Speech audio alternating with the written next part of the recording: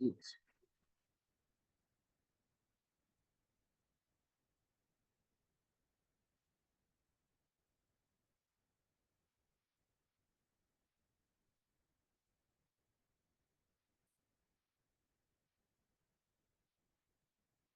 ये दो क्वेश्चंस देखेंगे।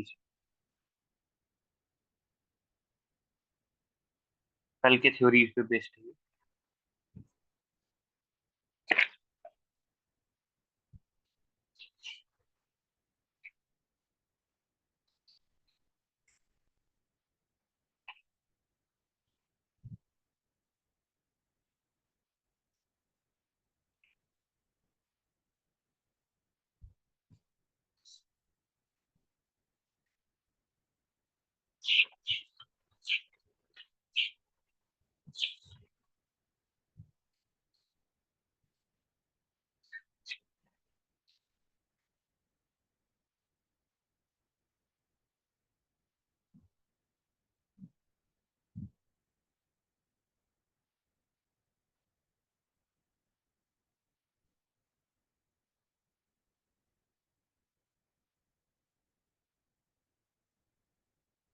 क्वेश्चंस विजिबल है ना ठीक से? Yes sir. ओके, अटेम्प्ट करिए।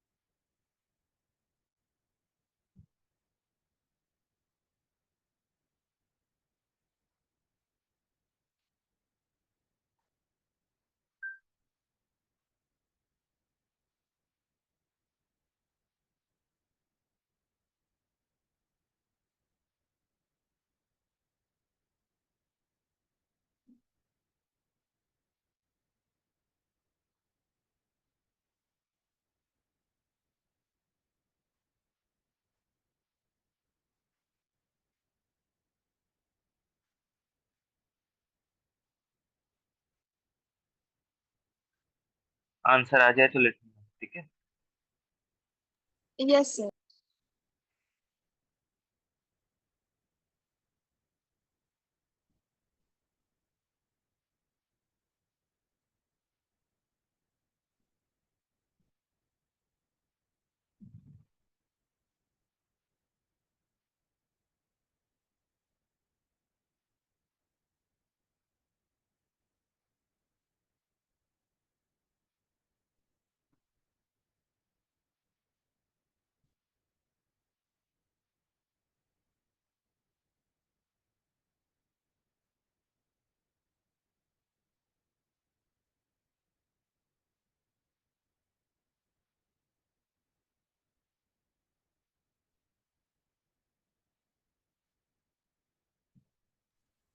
सर 1 नंबर का आंसर बी एंड 11 का भी वो बी होगा क्या?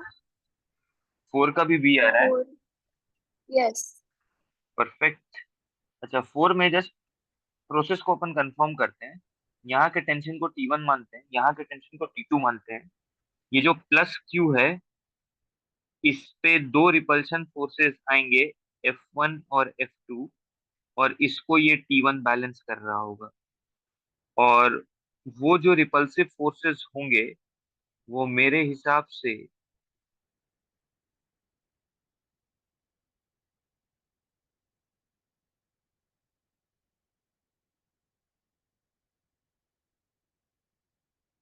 और जब मैं 4 क्यू पे बनाऊंगा तो उसको भी दो रिपल्शंस फील होंगे, और उसको भी T2 अंदर की तरफ खींच रहा होगा।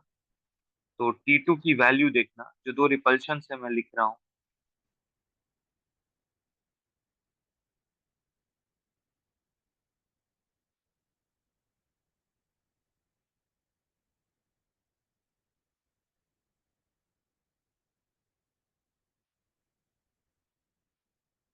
And then I want to get the ratio of T1 by T2.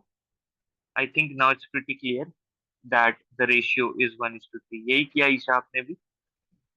Yes sir. Free body diagrams ऐसे ही थे। Yes sir.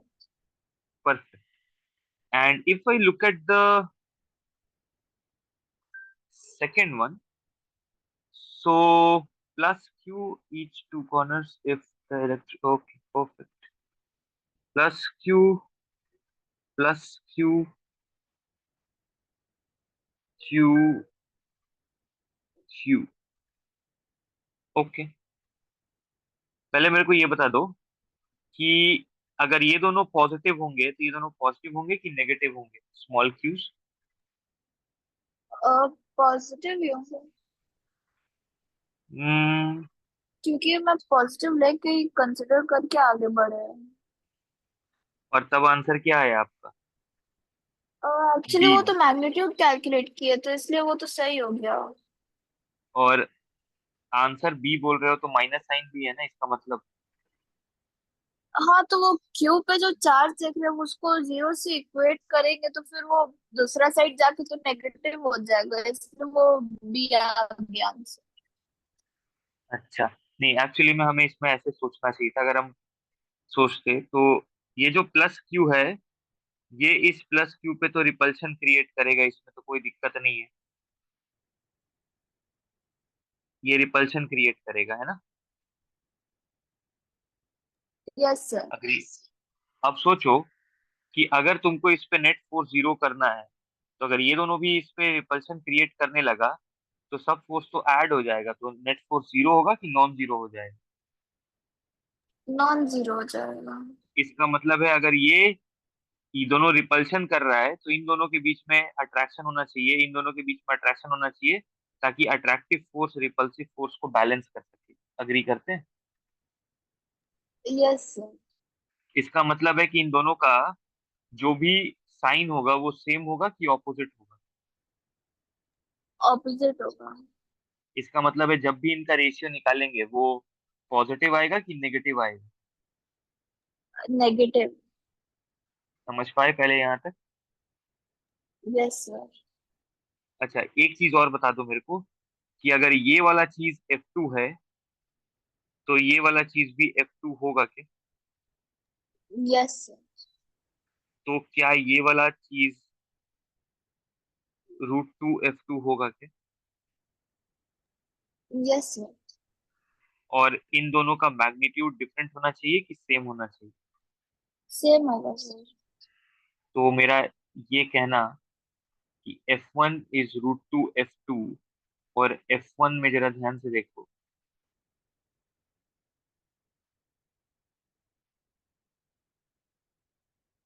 सॉरी, F1 में तो यही वाला चीज है।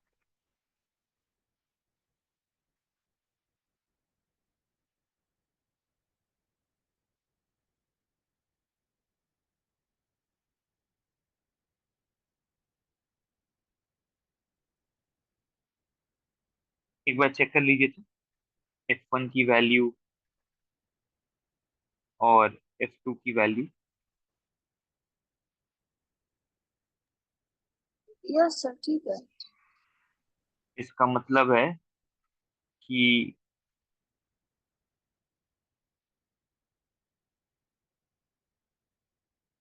तो जब हम Q/Q निकालेंगे तो अभी हमने बोला हम हमें पता है कि उनका साइन ऑपोजिट है, तो मेरे पास दो पॉसिबिलिटी थी, या तो ये चीज 2√2 हो या -2√2। कौन सा ऑप्शन लोगे? -2√2।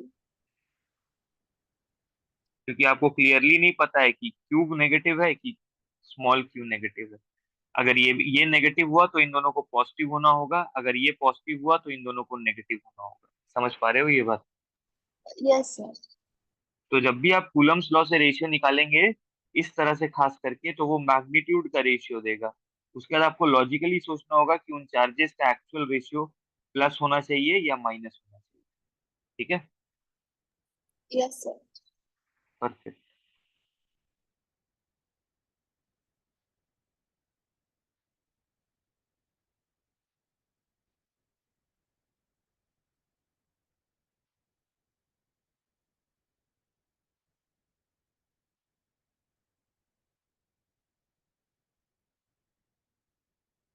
इस क्वेश्चन को देखिए तो,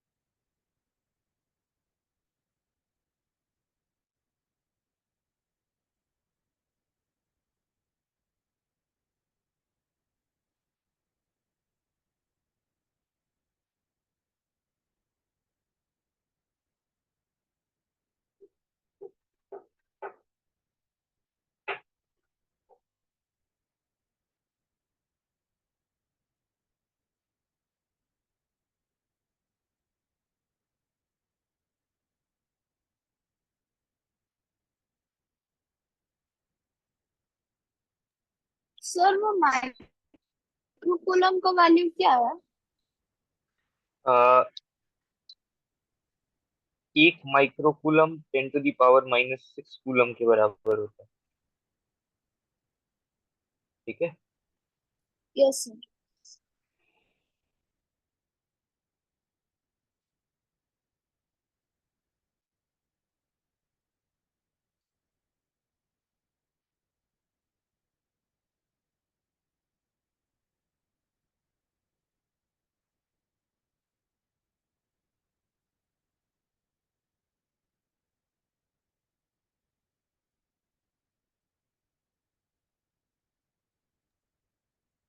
सर 450 का टेंशन है क्या?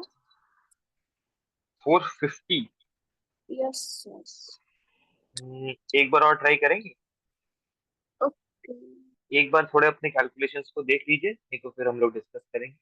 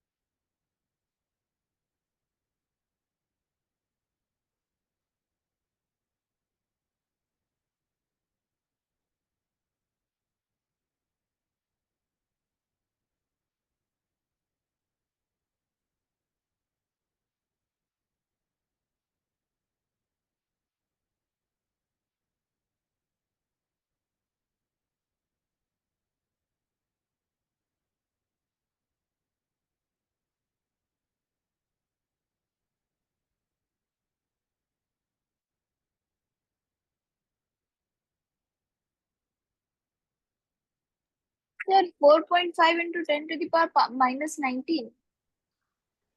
हम्म, चलिए इसको अब हम लोग समझते हैं। ठीक है, थोड़े कैलकुलेशंस पे वर्क करते हैं। तो क्या लगता है, इन दोनों का कंडीशन देख के ये दोनों सिमेट्रिकली प्लेस्ड है, राइट? यस अगर सर। अगर एक का इक्विलिब्रियम स्टैब्लिश कर दिए तो दूसरा ऑटोमेटिकली इक्विलिब्रियम में आ जाएगा। ठीक बोल रहे हैं? यस तो सर। दोनों को इंडिविजुअली इक्विलिब्रियम में लाने की जरूरत है कि एक का इक्विलिब्रियम से ही काम हो जाएगा? एक का ही इक्विलिब्रियम से हो जाएगा। चलिए तो अब उसको समझते हैं। ये जो एक है, ये वाला एंगल है 30। तो ये एंगल है 30। इधर एक टेंशन है टी, इधर एक वेट है mg, और इधर एक इलेक्ट्रिक फोर्स है Fe। फ्री बॉडी डायग्राम देख लो एक बार इसका। ठीक है। Yes sir.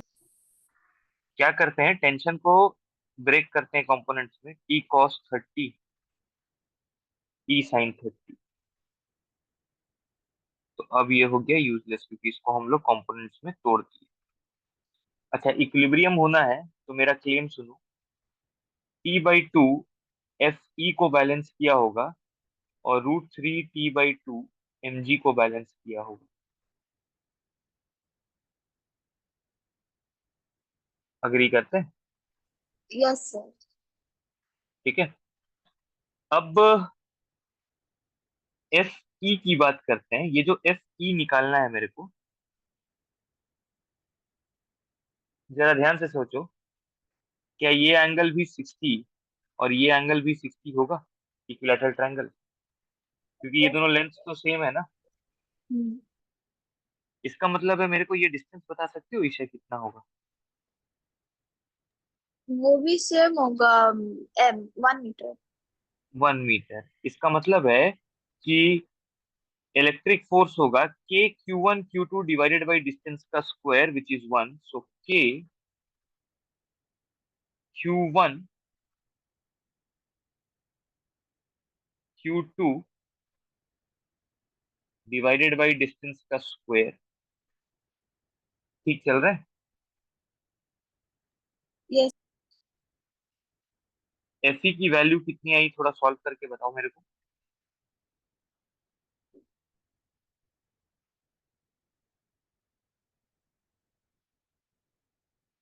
इस पूरी चीज को सॉल्व करो और सिंपलेस्ट फॉर्म में कितना आया वो बता दो। 0.9। परफेक्ट। 0.9। अच्छा, एक चीज और है अपने पास। ये वाले इक्वेशन के हिसाब से टेंशन को 2 टाइम्स ऑफ एफ ई बोल सकते हैं कि? Yes sir. अब बताओ टेंशन कितना? टेंशन 1.8 का। यही रिक्वायर्ड आंसर है। लॉजिक समझ पाए? Yes sir. ये सबसे इंपॉर्टेंट चीज है। ये फ्री बॉडी डायग्राम हमेरा हमेशा रेडी रहना चाहिए, क्योंकि अगर ये हम सही से बना लिए तो बाकी चीज जो है वो बस सही से हमको बस मैथमेटिक्स लगाना है। लेकिन अगर फ्री बॉडी डायग्राम गलत हो गया तो मेरा सवाल कभी भी सही नहीं हो सकता। लॉजिक क्लियर है? Yes sir. चलिए अब आगे बढ़ते हैं। तो मुझे ऐसा लगता है कि हमें कूलम्स लॉ और उसके एप्लीकेशंस थोड़े क्लैरिटी से समझ में आ गए। तो अब हम लोग मूव करते हैं अगले टॉपिक पे विच इज इलेक्ट्रिक फील्ड।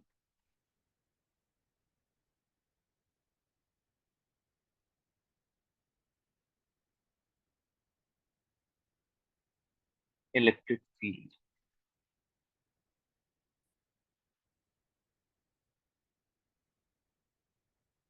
ठीक है।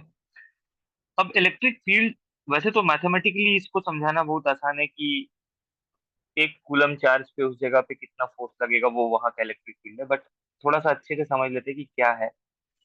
तो ये जो इलेक्ट्रिक फोर्स है इसको हम 2 स्टेप प्रोसेस बोलते हैं। तो हम कहते हैं electric force is a 2 step process.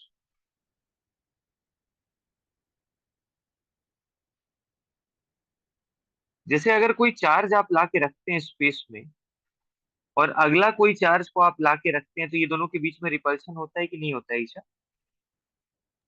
होता है रिपल्शन। मान लो मान लो दोनों ही पॉजिटिव चार्ज है, just to avoid any confusion right now. तो इन दोनों के बीच में रिपल्शन होगा, राइट? Yes sir. एक्चुअली में इनके बीच में कोई कांटेक्ट है क्या? No sir. नहीं। तो हम ऐसा मानते हैं कि जैसे ही आप किसी भी चार्ज को लाते हैं स्पेस में, तो वो अपने चारों तरफ एक फील्ड क्रिएट कर लेता है, इलेक्ट्रिक फील्ड। तो उसको इस बात से मतलब नहीं है कि यहाँ कोई चार्ज है कि नहीं है। वो जैसे ही आप उसको लाएंगे वो अपने चारों तरफ ये इलेक्ट्रिक फील्ड क्रिएट कर लेगा। अब जब आप इस चार्ज को लेकर आएंगे यहाँ पे, तो ये एक्चुअली इस चार्ज से डायरेक्टली इंटरैक्ट कर रहा है कि उसके क्रिएटेड फील्ड से इंटरैक्ट कर रहा उसका फील्ड से इंटरेक्ट कर रहा है। है। यही बस हमें समझना होता है। ठीक है। This is what we need to understand. तो इसीलिए इसको हम 2 स्टेप प्रोसेस बोलते हैं। तो कोई भी चार्ज होता है वो अपने चारों तरफ एक फील्ड क्रिएट कर लेता है, एक स्फीयर ऑफ इन्फ्लुएंस क्रिएट कर लेता है, जिसको हम इलेक्ट्रिक फील्ड बोलते हैं। और जब भी हम किसी दूसरे चार्ज को लेकर आते हैं, तो एक्चुअली वो चार्ज उस चार्ज के फील्ड के साथ इंटरेक्ट करता है। इनफैक्ट इसका चार्ज का भी फील्ड इस चार्ज के साथ इंटरेक्ट करेगा, ठीक है। Yes sir. तो अब इस फील्ड को डिफाइन कैसे करेंगे? तो electric field at a point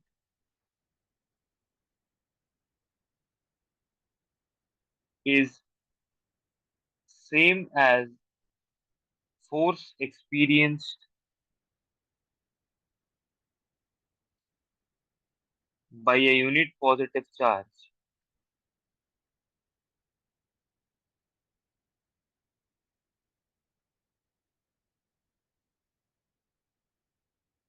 at that point। तो जैसे मान लीजिए कि कोई आपसे बोलेगा कि एक क्यू चार्ज है, इसके वजह से इस आर पॉइंट, इस आर डिस्टेंस पे फील्ड बताओ, इस आर डिस्टेंस पे फील्ड बताओ, ठीक है। तो आप क्या बोलेंगे कि एक काम करते हैं, यहाँ एक एक कूलम का चार्ज मान लेते हैं और देख लेते हैं कि उस पे कितना फोर्स लग रहा है, वही यहाँ का फील्ड होगा, ठीक है। तो जब हम एक कूलम चार्ज लेकर आएंगे, तो अगर ये पॉजिटिव है क्यू, तो जरा सोच के बताओ ईशा, कितना फोर्स लगेगा इस एक कूलम चार्ज पे? पहले तो बताओ इस एक कूलम चार्ज पे अट्रैक्शन की रिपल्शन। रिपल्शन होगा सर। परफेक्ट। और उसका मैग्नीट्यूड कितना? उस फोर्स का मैग्नीट्यूड बता दो मेरे को। k³/r²।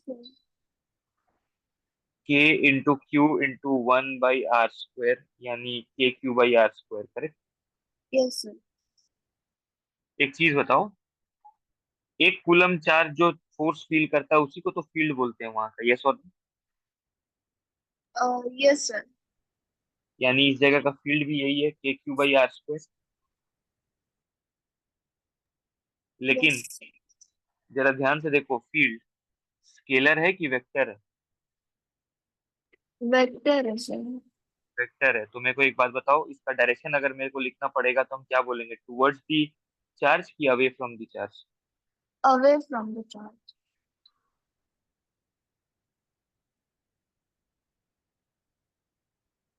Away from the charge. अगर ऐसा होता तो?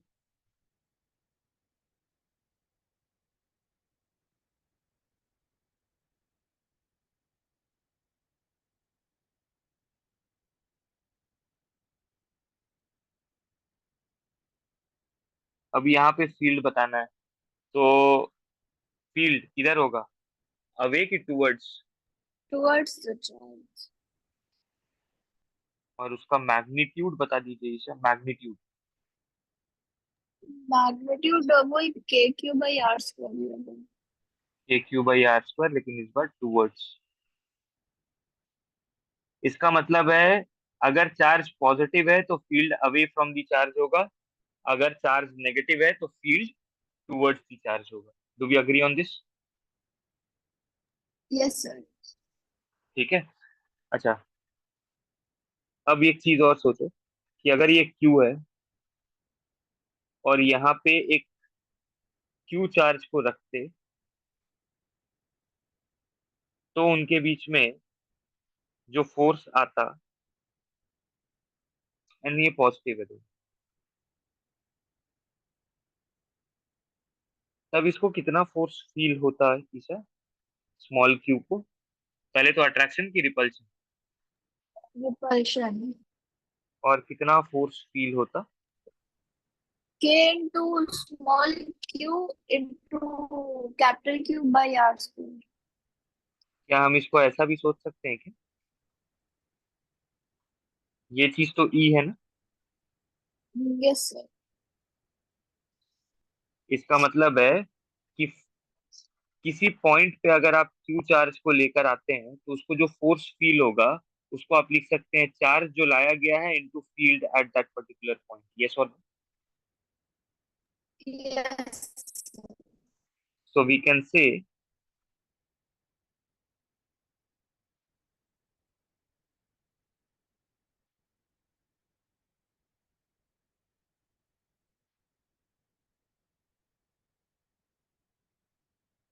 F is equal to QE, where F is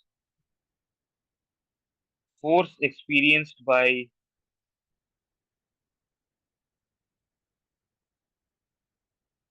charge Q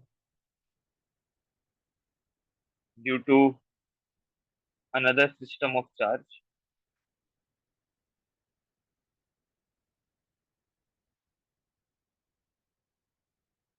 and field E is the field at the point. It is electric field at the point,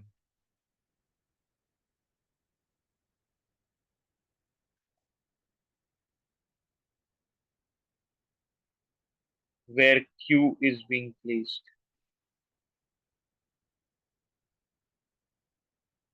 और आप हमेशा Q को sign के साथ पुट करेंगे।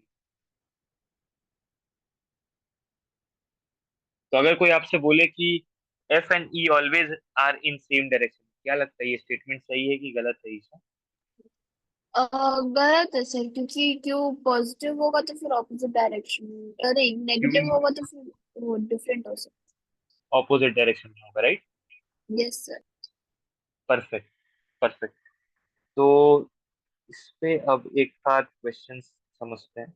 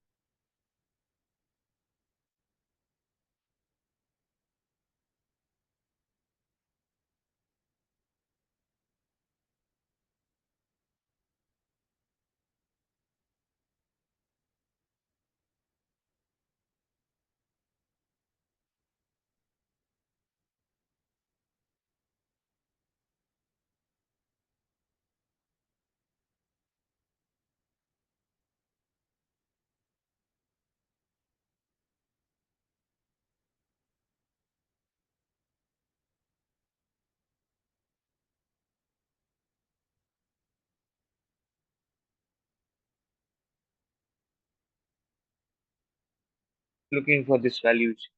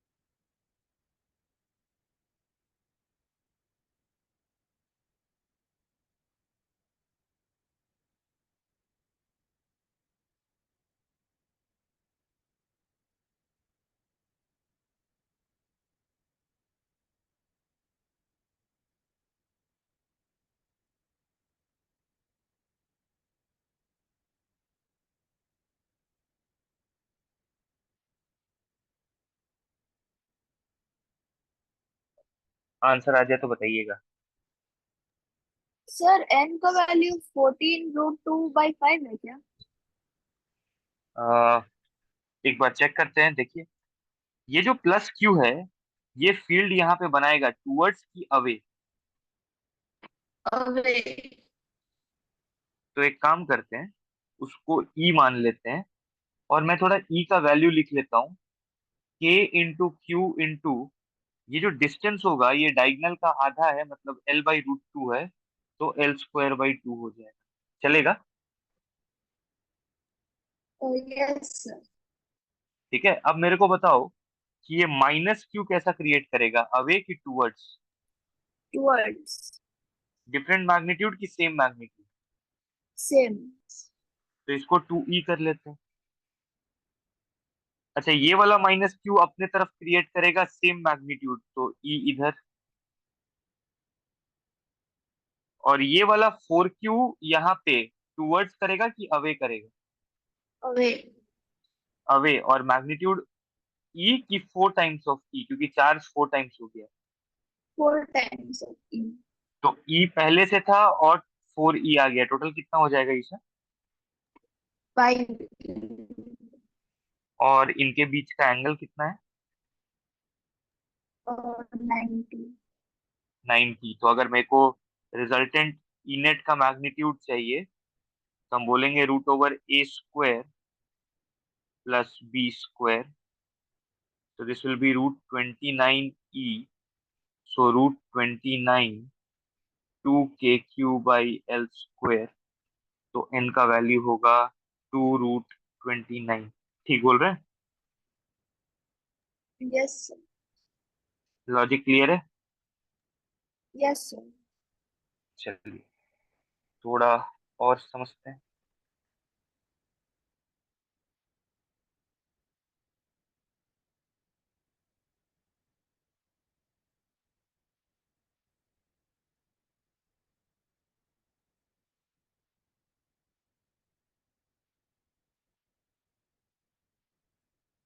हम्म इसको रुक जाइए, इसको मैं भी कर देता हूँ।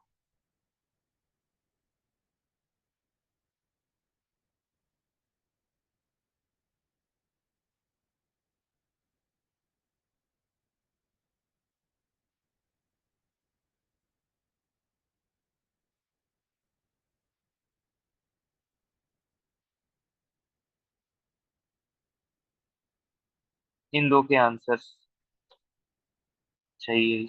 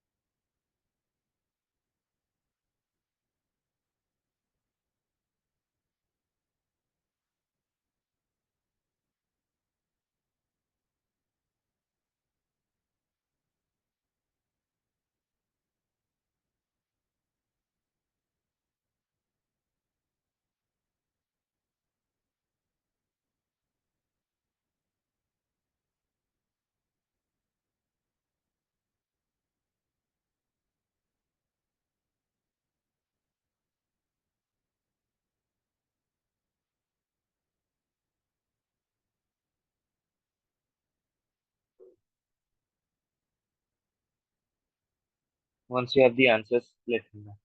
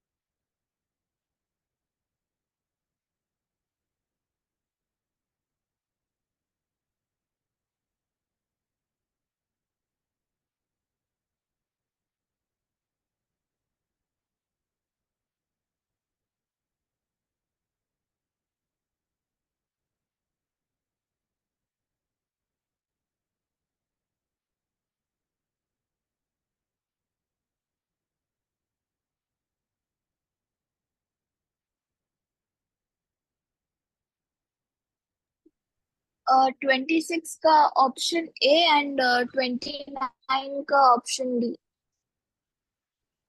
29 का ऑप्शन ए, ये तो सही आ रहा है। ठीक है, इसमें तो ज्यादा दिक्कत नहीं होना चाहिए। 5 माइक्रोकूलम्स और -10 माइक्रोकूलम्स, 20 centimetre at the mid point पूछ रहा है। तो -10 वाला अपनी तरफ क्रिएट करेगा और 5 वाला अवे क्रिएट करेगा। दोनों का डायरेक्शन डिफरेंट कि सेम? डायरेक्शन से। और E1 का वैल्यू होगा K/r²।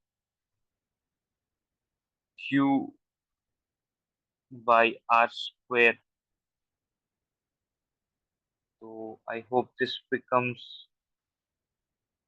10⁻11 12 9। गड़बड़ तो नहीं कर रहा ना? एक बार देख लो तो।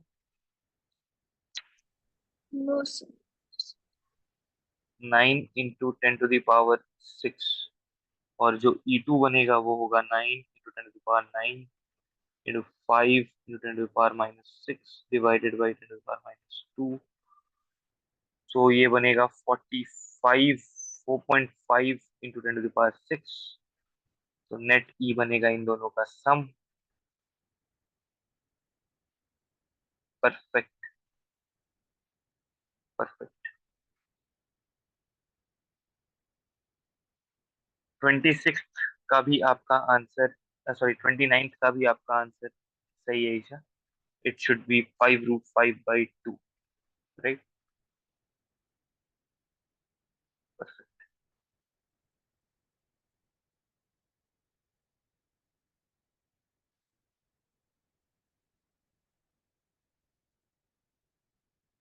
आई want you to try this and then we discuss this.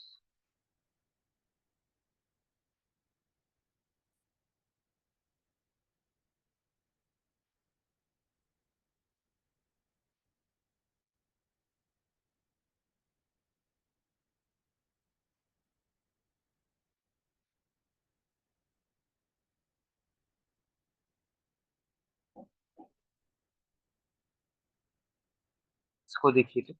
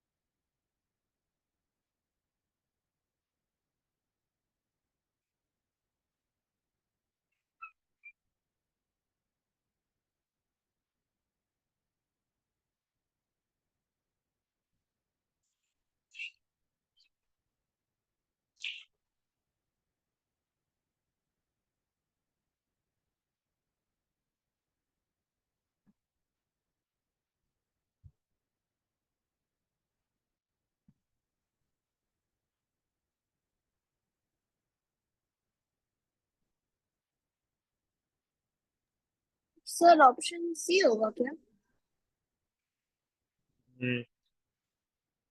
Check करना पड़ेगा इसे। एक एक बार और अपने आंसर्स को, अपने कैलकुलेशंस को देख लो।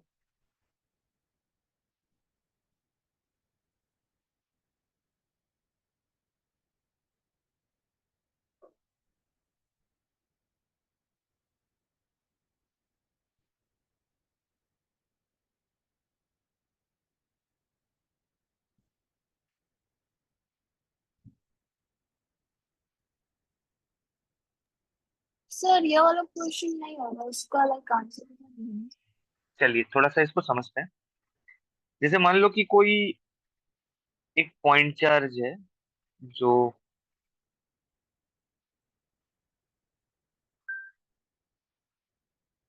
एक्स वाई प्लेन में कहीं पे,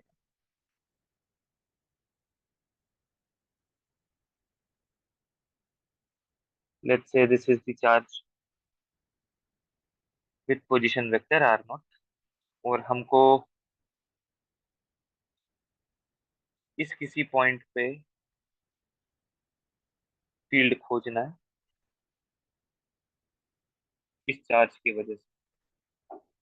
एंड लेट्स से वो जो पॉइंट है जहाँ पे हमको फील्ड खोजना है उसका पोजीशन वेक्टर है आर वेक्टर। कोई दिक्कत नहीं? ठीक है। Yes sir. हम पॉजिटिव मान के अभी सॉल्व कर देते हैं। तो अगर हम पॉजिटिव मान लेते हैं तो मेरे को ये बता दो कि फील्ड पॉइंट चार्ज की तरफ होगा कि उससे दूर होगा? अबे होगा सर। अवे हो।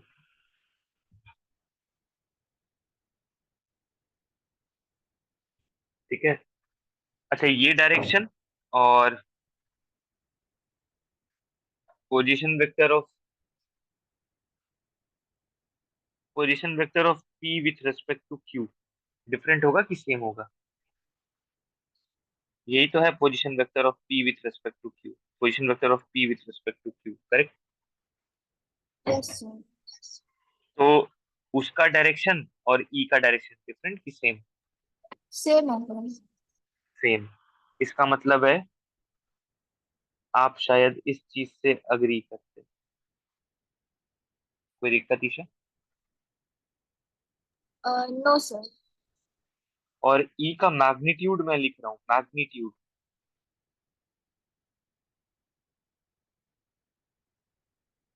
चलेगा? Yes sir.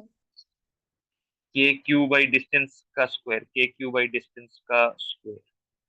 तो वेक्टर मैं लिख रहा हूँ,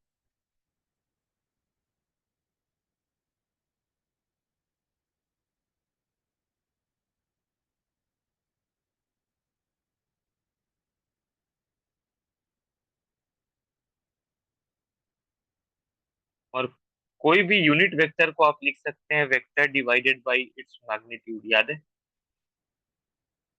यस सर। तो E vector due to a point charge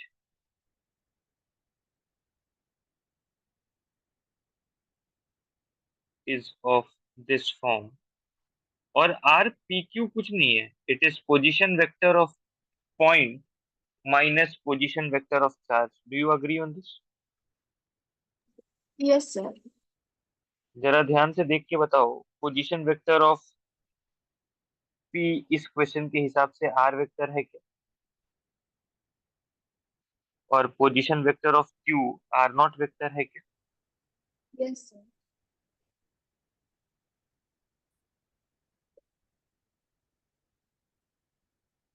बस मेरे को अभी ये सारे वैल्यूज यहाँ पुट कर देने।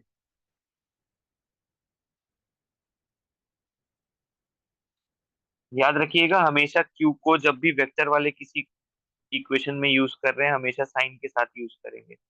पॉजिटिव है तो पॉजिटिव, नेगेटिव है तो नेगेटिव। यहाँ तक आने में अगर कोई दिक्कत है ईशा तो बताएंगे। नो सर, इधर तो किए थे। ठीक है, अब चलो, अब इसी को हम लोग यूज करते हैं। तो हमारे क्वेश्चन के हिसाब से हम आर पी क्यू वेक्टर निकाल लेते हैं। so that is nothing but r vector minus r naught vector, so r vector minus r naught vector। तो r vector minus r naught vector अगर करते हैं तो शायद यहाँ तक पहुंच जाएंगे। एक बार देख लीजिए तो, R vector minus R naught vector. Yes. मेरे को आर पी क्यू का मैग्नीट्यूड बता सकते हो ईशा? मैग्नीट्यूड 10 है। परफेक्ट। अब एक काम करते हैं, ई निकाल लेते हैं अगले पेज पे। तो के, क्यू, और क्यू का वैल्यू है 100 micro, by are P Q का क्यूब। तो आर पी क्यू का, सॉरी यहाँ पे क्यूब होगा, ये स्क्वायर और ये पी क्यू मिलके क्यूब होगा। तो आर पी क्यू का क्यूब हो जाएगा into R P Q vector, which is 6 i cap minus 8 j cap. अभी तक कोई दिक्कत? No sir. अब ध्यान से देखो, E vector 900 into 6 i cap minus 8 j cap newton per coulomb. So E vector is 5400 I cap minus 7200 J cap newton per coulomb. But question में अगर आप ध्यान से पढ़ते तो आपको न्यूटन पर कूलम में बताना है कि kilo Newton per coulomb. Kilo. तो इसको ऐसे ही रहने देंगे कि 1000 से डिवाइड करेंगे। डिवाइड करना है सर। परफेक्ट। जब आप उसको डिवाइड करेंगे,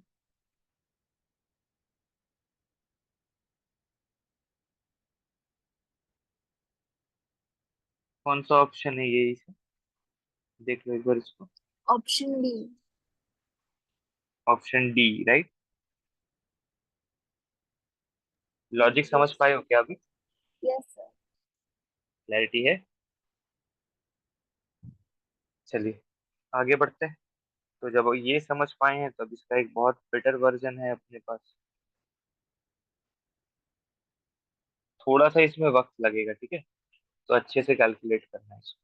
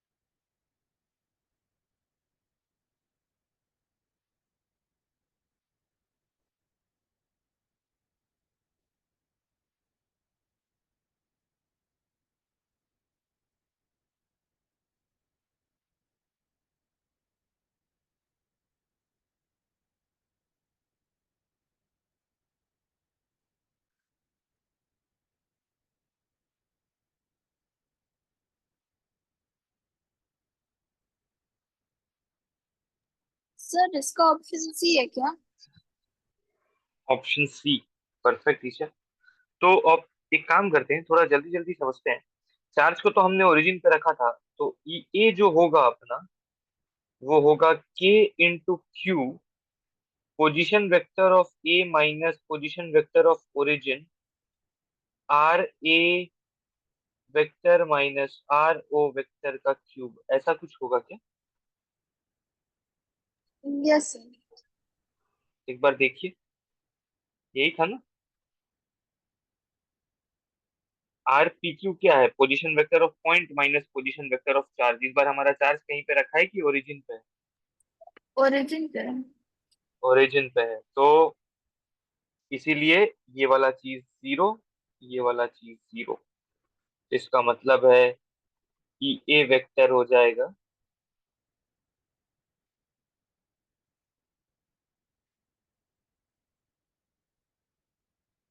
अच्छा ये आर ए वेक्टर का मेरे को मैग्नीट्यूड बता सकते हैं? रूट 14। √14, तो ये ई ए है। अब मैं ई बी लिख रहा हूँ और थोड़ा जल्दी लिखूंगा, जहां जहां आर ए था वहां बस आर बी हो जाएगा। तो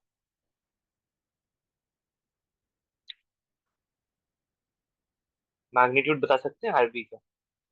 रूट 3। ई सी लिख लेता हूँ।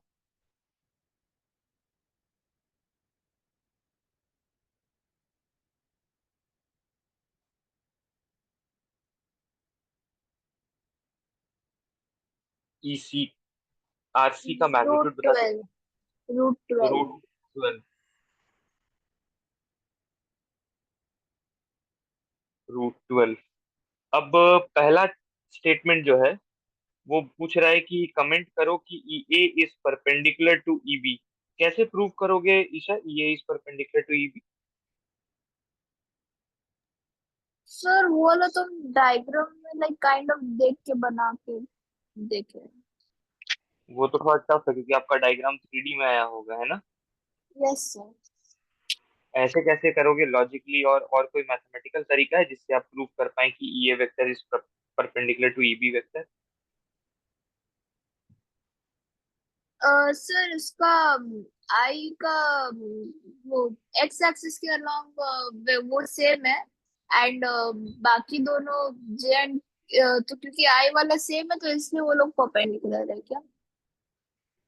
नहीं, अगर दो वेक्टर्स परपेंडिकुलर होते हैं ना तो उनका डॉट प्रोडक्ट याद है, जीरो होता है। Yes sir. तो अगर डॉट प्रोडक्ट जीरो हो जाए तो काम बन जाएगा। तो जब आप ई ए डॉट ई बी करेंगे तो आई कैप से मल्टीप्लाई होगा। तो आई कैप से मल्टीप्लाई करो, कितना आ रहा है? 1। 1। जे कैप से मल्टीप्लाई करो, 2। के कैप से।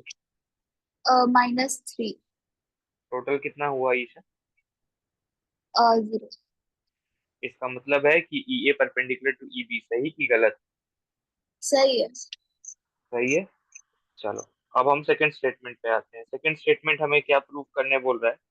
सेकंड स्टेटमेंट हमें प्रूव करने बोल रहा है कि ईबी का मैग्नीट्यूड इज 4 टाइम्स ईसी का मैग्नीट्यूड। तो एक काम करते हैं, ईसी का मैग्नीट्यूड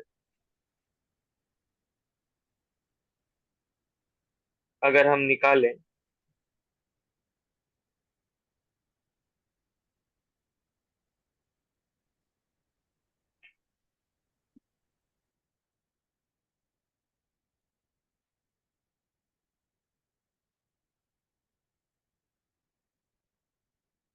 एक बार चेक करिए तो। Yes sir same. ठीक है, और ईबी का मैग्नीट्यूड